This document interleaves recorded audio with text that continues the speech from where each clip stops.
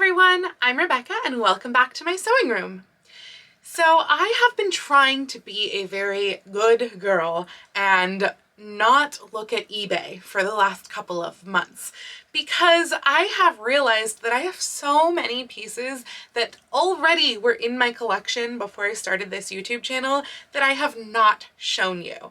So for the last couple months, I've ignored all of my eBay notifications and I haven't looked at all.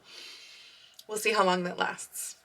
But I put out a poll a couple of weeks ago because I wanted to know what piece that you would like to see next. And the two pieces that I was most wanting to show you first were an 1890s magenta velvet bodice and a 19-teens like couture dress. And by just a tiny little squidge, the 1890s bodice won that poll both on Instagram and on YouTube, but geez, it was close. So today we are going to be looking at that velvet 1890s bodice, and January's video will be on that couture 19-teens dress. Do be sure that you're subscribed so that you know when I post that next video. So today's bodice is one that I think it might be the second most expensive piece in my collection. I definitely went over my budget for it, but it wasn't entirely my fault. So most of my bodices come from eBay, and eBay, everything is really straightforward. You know what you're gonna pay as the total price because it's whatever you decide to pay, and you know what you're going to pay for shipping, and there's like, you might have your state tax on top of that, but that's about it. But this piece I actually got from an online auction house. A few years ago, some collection was being auctioned off, and to be honest, I don't remember the details on it, but I think it came from like Kentucky, I want to say. And this piece just caught my attention and it looked like it was supposed to be in my budget. So I took the plunge and purchased this beautiful piece. What I didn't know about auction houses is that there's like a lot of hidden fees. So do be careful if you decide to build a collection going that route, because the like $40 item that you ordered might turn into a $60 item. Yeah, that's kind of what happened here. So for what it is, it's still not that bad of a price, but it was definitely a splurge compared to the rest of my collection. But you didn't come here to see me babbling, so let's go ahead and take a look at this beautiful piece. Isn't she gorgeous? This bodice, I believe, dates to the later part of the 1890s. And I say that mostly based on the sleeves, because we have little sleeve puffs. I mean, they're not that little, but compared to the large sleeves of the mid 1890s, they're smaller sleeve puffs, and then a fairly fitted curved sleeve for the remainder of the sleeve. We also have the high neckline with some decoration in the back of the neckline, which we'll get to, and then this lovely asymmetrical closure with the world's like largest piece of weird jet something. We'll take a closer look at that shortly. But gosh, isn't she gorgeous? So let's go ahead and go over some of the elements of the exterior. First, let's start with the neckline. We have all of this beautiful beading right here that goes almost all of the way around the neckline, and it's kind of almost tucked within this fold of velvet here, because we've got a few of the actual folds of velvet, and then there is actually a little seam right here in the center as well. And it's an interesting closure. I'll show you more about the closure shortly, but just traveling down to the sleeve, it's this beautiful striped silk fabric, and it's very textured. I don't know if you can really tell the texture on screen, but each of these stripes is actually its own little texture. And this has this puff part here at the top, and it's all gathered right into really pretty high at the top of the arm before coming down with this really very curved shaped sleeve. I mean, look at the natural curve on this sleeve. And then it's finished with this gorgeous velvet cuff to match the rest of the dress. One of the interesting things though is that the cuffs have actually faded differently than the bodice. So they do look like quite a different magenta now. I would hazard to guess that they were a complete match when this was actually made and worn though. The inside of the sleeve has a facing of the same silk, but then it is actually just brown or sort of a tan, I guess, cotton inside. I believe that is a polished cotton in there. The other interesting thing here is that this sleeve is actually split at the bottom to be able to fit over your hand, but the cuff is built around that split. So it's kind of like they realized as they were making it, oh shoot, this isn't going to fit over the hand. We've made the sleeve too narrow. So let's go ahead and split that. Finish it with tiny little piping because it's all finished with piping. And then we'll just tack that cuff on and oh look, it'll fit. And that could possibly be an explanation for why the cuff seems like a different color. It is entirely possible that that was done later, but I still feel like it's kind of unlikely. The inside of the cuff also is lined with that same silk, so that's one of the reasons that I think that it's unlikely. Coming over to the bodice, interestingly to me, it is finished with this binding at the bottom that does not really match anything. It's just plain, presumably silk. It's hard for me to tell, but it is a plain binding at the bottom. And that's just odd to me because this doesn't seem like the type of bodice that would be tucked in. I could be wrong on that. So looking up at the front of the bodice, again, we've got this really interesting sort of faceted plate here. And this is large. I mean, look how large that is compared to my fingers. And this has come apart, so you can kind of see that it's made of layers. I don't want to, do anything to stress it, so I'm not going to try to take it apart further, but it is interesting to see those layers in there. And this part here is just very ruched and like brought over. It has no real like structure or shaping until it gets to here, at which point it is pleated so that it can go under this rosette piece that goes around the jet piece, because it is kind of like a rosette that is twisted up into a spiral. So coming all around like that into that spiral, which I think is just a really cool decoration. And this closes over to the side. So all of this opens up here like that. And then you can see that there are hooks right here that are built into this piece. And they go to, well, there were 2 rings, but right now there's only 1 remaining, and it is a weaker point in the bodice because it has ripped. But they're little rings that have been wrapped with thread. Again, there's a question of, well, was that thread supposed to match the bodice or not? Because it's quite red in comparison. And there was another ring, I believe, right here, because you can see the scarring right there. And that is just how this whole big front piece was secured.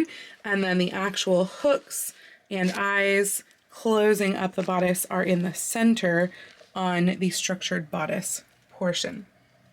Now this part of the bodice is again kind of just pleated into place down here towards the waist, and that is how it is made to fit over the bust, though of course there is a more fitted lining on the inside, which we'll get to when we look into that lining. The collar opens up in the back and wraps around with another gorgeous rosette, this time incorporating the sleeve fabric too, which I find very interesting that they've kind of incorporated both together to make this fun rosette.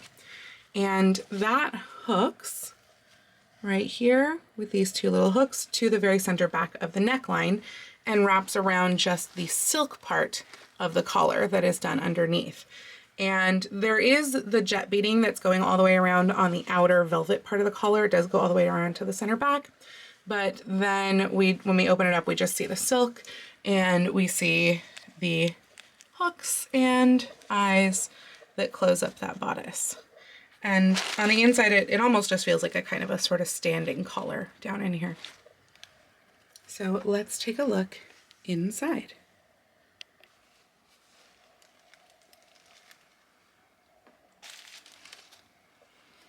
I have this packed with tissue paper since this is how you are supposed to store bodices so that they don't get all crushed.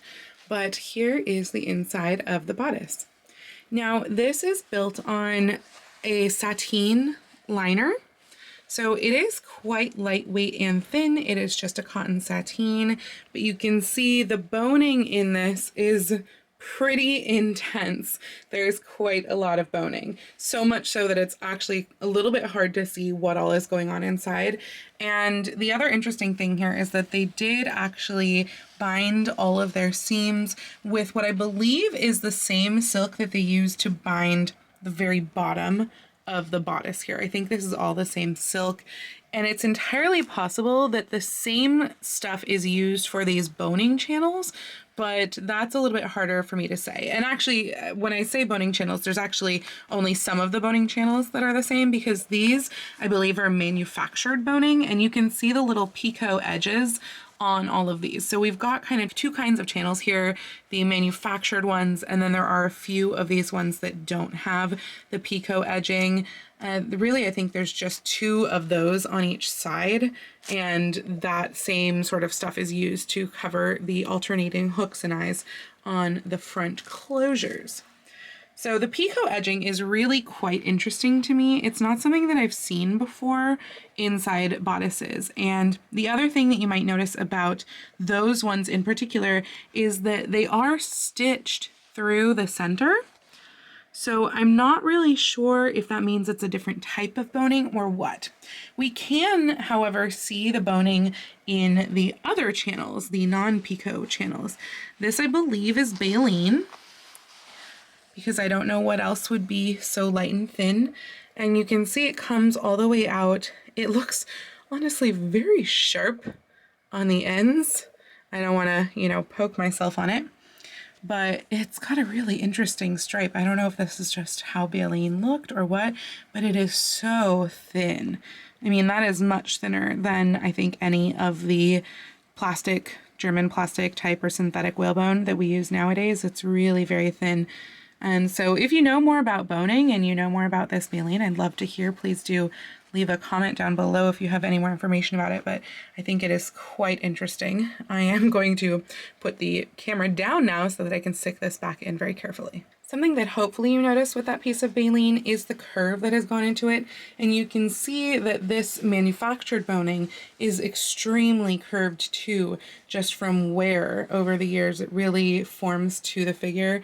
You see it on this side as well with these pieces of boning. Really does curve and form to the figure in here. Another interesting thing that you might note in this bodice interior is this little fitting dart. This is just about the apex of the bust right here, or appears to be at least, and yet they've added this dart. It's the same on both sides, so something obviously wasn't quite fitting in there. As far as the rest of the structure goes, there are what I believe are darts under these two pieces of boning, and they have even been bound here, but you can see that they taper out up at the top of that piece of boning, so that's why I think they are darts. But it's interesting that they must have been split with the excess fabric and then they've bound the edges on there instead of just like folding them as what I would normally do with darts. And then we do also have a seam right here, a seam right here, and these you might notice are both interior and exterior seams because you can see the velvet right there. So these are built together, whereas these are not. So this leads me to believe, I haven't looked at the back of the bodice in a while, so this is almost an unboxing for me, but it leads me to believe that you don't get this sort of seaming on the velvet portion of the exterior of the bodice, because generally if something is flatlined you will see the velvet come through like you do on here. You can also see a little selvage of the velvet peeking through right there, which I kind of love. Same thing on the other side over here. This, by the way, is a waist stay, and it does have some writing on it too. So we do actually have a label in here. This was made by Levy or Levy in Cincinnati, Ohio. Though there is something else stamped here too. It's a little bit harder to read because underneath that stitching and some of it has worn away, but it has EAVE at the very least. I don't know what the rest of it is in there.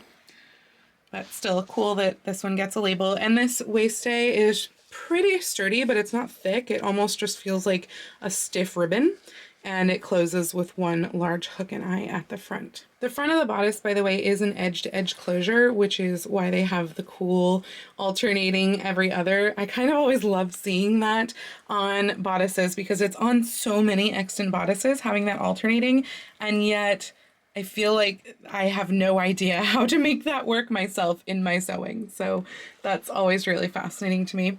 And you can also see all of the many places where the front was like stitched in place. Probably a lot of kind of where all that ruching is. You need everything tacked in place, and there's just some big old huge tacking and some smaller running stitches type stuff running through there. Oh, just something I noticed really quickly while I have this out. This doesn't match up. Don't you just love that? I love seeing little kind of mistakes like that where the velvet is just, you know, longer right there than it is on the side. So that's pretty great. By the way, I find this seam to also be very interesting, this shoulder seam, because we do have the velvet in here and it's bound and everything, but we only see the velvet on this side and then we just see the cotton on this side, and I'm not really sure why that is, but I find it very interesting. Also, you can see where the most wear has happened because this is where the silk has really shattered on the inside of the neckline, but because the rest of this is all cotton, it's honestly doing so well. So we're looking into the arm size a little. It's hard for me to really get in there, but you do have a little hanger right here, so you can hang it on your hanger. You can see that the seam is not actually finished like it is in the bodice. It's just whipped down to the inside, so it's a raw edge whipped down with that silk in there. Sorry for the focus. And this is a different sateen that is in the arm, I believe. It does still look like a sateen, but it's a darker shade. So unless there's been some weird fading, it was darker down in the bottom of the sleeve as well. So it's hard to say for sure, but I believe it's a different fabric. All right, let's take a look at the back. So as I mentioned, just by looking at the inside, we could tell that there weren't going to be those seams that they had on the inside of the bodice. And that is because if everything has been brought here to the center and pleated so nicely into place. We do have, unfortunately, some wear and tear right there, but everything else is honestly doing pretty darn well. It's just been nicely pleated into place. And I believe that was like sewn down by hand from the inside. I think those are those thick stitches that we were seeing on the waiststay, because you can't really see any stitching hardly at all. I mean, there's tiny little stitches here, but you can hardly see the stitching at all from the back. One of the other things that I find interesting here as far as wear goes or storage over time is that clearly it was stored with something that had a pattern. I don't know if this was a large netting or what, but that would be my guess. But it has actually worn itself into the velvet, like creating a pattern because the velvet was pressed against it. And that is both interesting and unfortunate, honestly, that we do get that. The other thing that is interesting to me here is that you can actually see a lot of hand stitching on this seam right here, and I'm not really sure why that is. Because we aren't able to actually see any of the seams from the interior because they're all covered in boning, we can't see if this was maybe actually sewn entirely by hand. That said, it's velvet, and velvet kind of sucks to put through a sewing machine, so it's entirely possible that all of these velvet pieces were actually assembled by hand. Again, we see these larger stitches on this side as well. Up here at the shoulders, you can really see just how much the front is ruched. And you get that just on this shoulder because the other side is the funky closure. And so this was that side that looked all pleated into place. And so we get all that ruching there. Here is the back of the collar. So we do have a matching sort of rosette bow on this side as well with the silk and with the velvet. Presumably, by the way, this is silk velvet, but I am not good at judging that kind of thing, so it's really hard for me to say. Traditionally, velvet did tend to be more likely silk than cotton, as far as I know, though, so that is why I believe it to be silk velvet. And again, we have the closure over here with those hooks, and they go into these little thread eyes right here. So it goes like that, and then that closes right in the center, kind of just butting right up against each other. But I think it's such a sweet little detail and something you see so frequently on 1890s things, to have that cute bow in the back of the neck. You can also see that the puff of the sleeve really tapers out over here at the back of the arm. So we had quite a large puff in the front, but over here it just gets narrower and narrower until it gets to nothing right here at about the bottom of the armpit. And over here we also do get the back seam of the sleeve, or rather the only seam of the sleeve. This is a one-piece sleeve as far as the lower one goes. And we have some nice little gathering at the elbow to make it fit and have that curve. And that is something that is also very, very common on 1890s sleeves. Oh, also, if you remember a weird overlap on the other sleeve, this one it's weird too, but the opposite. It's down instead of up.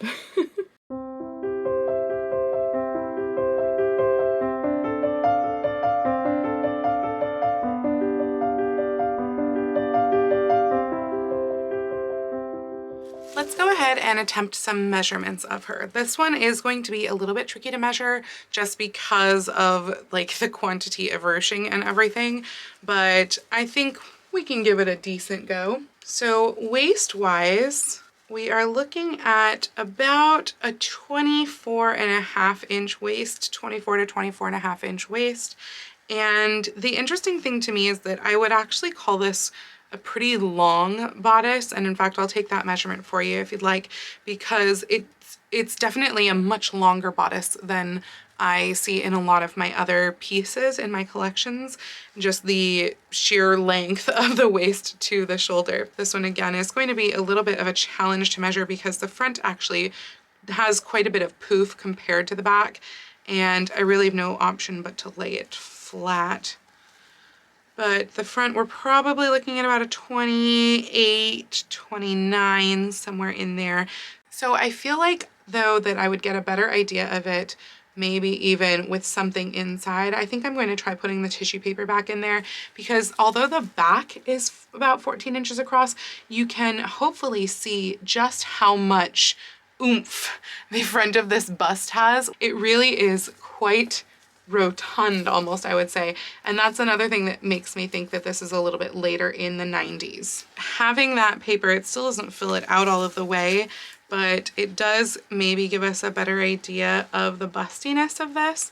So it's about 17 inches across currently in the front, and then it was 14 when it was laid flat. So that'd be like actually about a 31 inch. And again, there is more room to go here. So she might even have more than a 31 inch bust. So compared to that 24-inch waist, we're seeing like, I don't know what I would call a fairly decent bust spring, I guess. I've never heard the term used that way, but yeah, bust spring. So I mentioned that it seemed kind of long from shoulder to waist. The waist is about here, so we're looking at about like a 16.25-ish, potentially more, because again, the bust is not at its full apex right now. So that is pretty long. Like when I look at mine, it's longer, but I'm also super tall. That said, her waist is still way too tiny to put on my smallest dress form, unfortunately. I have been hoping that in not buying any of the actual antique pieces in the last couple months, I can maybe afford to get a tiny dress form so that I can display all of these pieces for you during these videos. And if you do want to help out with that, I do have a link to my Ko-fi account in the description. So we are working towards a size 0 dress form to fit some of these lovelies on. And that is really all I have for you on this absolutely gorgeous velvet 1890s bodice. One of the reasons that I'm glad that the polls came out to pick this one for the holidays is because I think this bodice would have been just perfect to wear for the holidays for this time of year. Though, to be honest, with that magenta color, it would make a wonderful Valentine's Day bodice as well. So I do hope that you enjoyed this video. If you liked this video, please go ahead and click the thumbs up icon. And if you'd like to see more videos like this from me, please go ahead and click subscribe and the little bell icon to be notified every time I post a new video. I do post videos here on YouTube twice a week, with my sewing vlogs on Tuesdays and regular content like this out on Saturdays, but I post every day over on my Instagram, so please go follow me on Instagram. That's at Lady Rebecca Fashions. And as I mentioned, I do have a link to my Ko-fi account down below in the description if you would like to support me and my channel further and help me to buy that size 0 dress form, or of course, if I can't stay away from eBay too long, to bring other beautiful pieces to you. So once again, thank you so much for joining me on this video. Do be sure to check back next month for that couture 19-teens dress. Such an exciting piece in my collection. Have a wonderful week, and I will see you very soon in my next video. Happy sewing!